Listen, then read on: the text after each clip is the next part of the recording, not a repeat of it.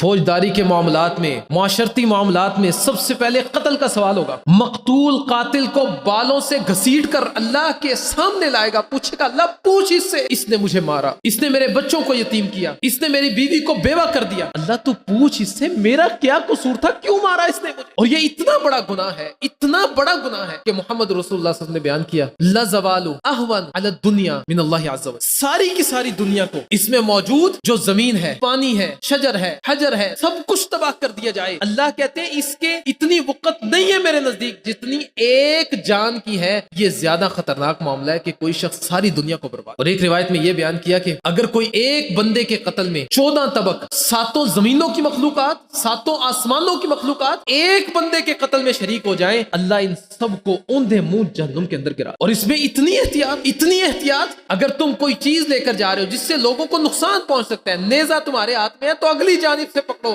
اس کا رخ زمین کی طرف کرو، چھری ہاتھ میں ہے تو لوگوں کو اشارہ نہ کرو، بار کسی نوکدار چیز سے اشارہ نہ کرو۔ لا یحل لمسلم ان یروع مسلما، کسی مسلمان کے لیے جائز نہیں ہے کہ دوسرے مسلمان کو خوف زدہ کر دے، ممکن ہے اس کا دل کمزور اور نقصان پہنچے۔ آج پرینک کے نام پر کتنا خوف زدہ کیا جاتا ہے لوگوں کو۔ لا یحل لمسلم ان یروع مسلما، کسی مسلمان کو ڈرانے کی تمہیں اجازت نہیں ہے،